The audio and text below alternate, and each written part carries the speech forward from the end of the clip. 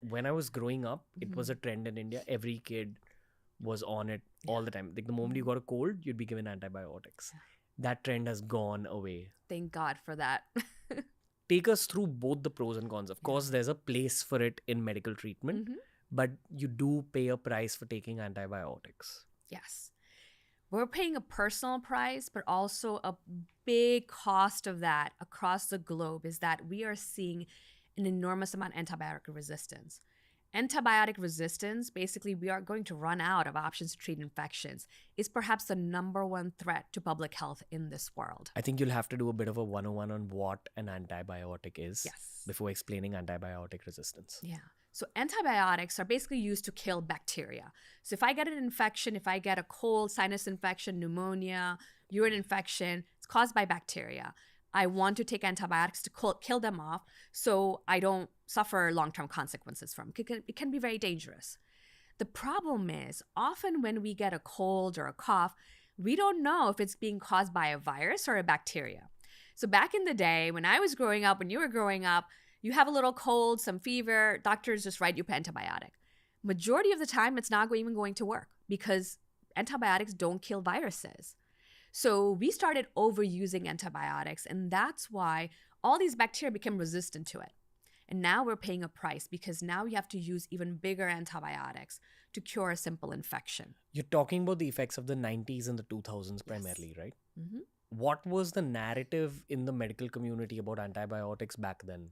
At that time, we didn't really understand the long-term impact of antibiotics on our gut health. That if you wipe out all these good bacteria along with bad bacteria, it doesn't just come back. So studies have shown that even 3 to 5 rounds of antibiotics before age 5 can increase your risk of getting autoimmune diseases by 30%. Wow. I mean, who didn't get that much antibiotics growing up? We all did, right? So it's not a surprise that now all of a sudden everyone's getting allergies, these autoimmune diseases, because of that childhood exposure, which is mind-blowing to me. And that's our generation mainly. Exactly. And Gen Zs. Yeah, so why do you think we're seeing more anxiety, IBS, more even diabetes, weight gain, cancer? A lot of it starts early on in our life where we're exposed to antibiotics over and over again and has a permanent effect on our gut bacteria. I have so many things to say because we've spoken about Gen Zs a lot on this podcast. It's a 5-year-old podcast, and 5 years ago, Gen Zs were like 20, 19. Some of them are 25 now. One of the narratives that's commonly discussed amongst millennials is that, hey, we kind of feel like the Gen Zs are aging faster than we were. Yeah. Like you'll see graying of hair earlier, you'll see the skin age earlier, you'll see muscles age earlier, they'll get more injuries. Like the stuff that happened to us at like 31, 32 is happening to them sometimes at 23, 24. Yes. And it's not their fault. No. What you spoke about, early antibiotic use, has to have played some kind of a role, at least in urban Gen Zs all over the world. Yes. Right? It's not their fault. Other than the fact that social media was introduced to them early, other than the fact that there's a lot of comparison mindsets now, there's a lot of insecurity. That's increasing their cortisol levels, and that's also making them age further. But there's a lot of stuff that happened in their lives before age 10 that they weren't in control of, but they're paying the price for it now. Yeah. And that's the reason why any treatment, when we talk about overall health or treating any disease, we have to pay attention to the gut. Yes, it has a long-term impact, but if we don't work on it, if we don't improve it, we're just setting ourselves for more and more aging, more and more disease and disability down the road. Okay. So with antibiotics, what's the protocol? Say if I'm a 31-year-old male, I have a bad fever. Am I supposed to take antibiotics on the first or second day of my fever? So you really need to get checked out. You first of all need to determine whether this infection is in fact caused by bacteria or virus. Until you know that, let's say you get a test, right, to figure out is this flu, is this virus versus actual bacteria. Then you can treat accordingly.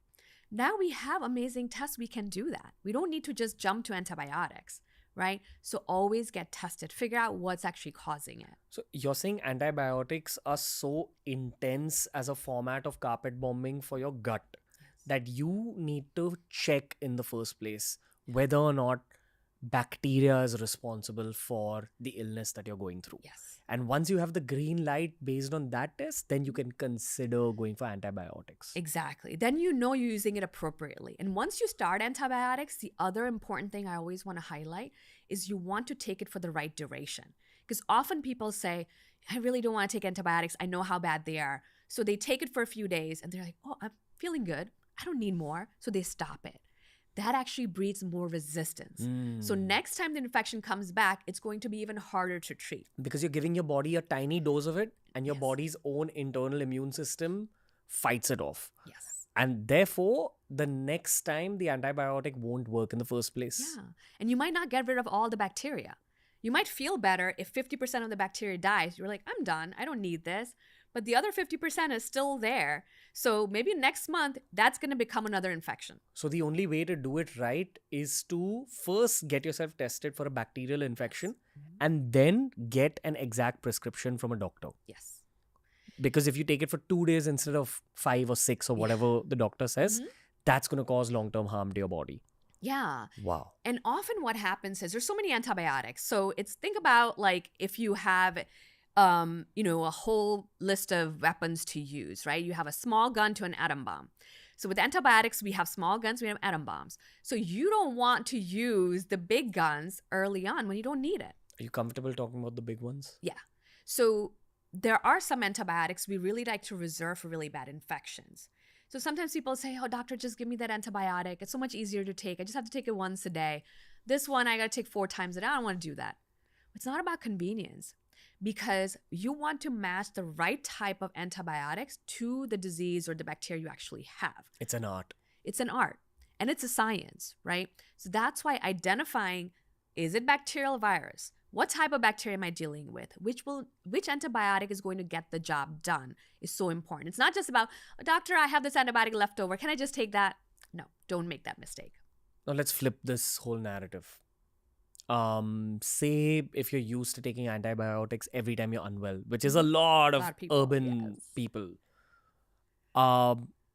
Could you explain what's going wrong inside their body post that antibiotic use? Yes.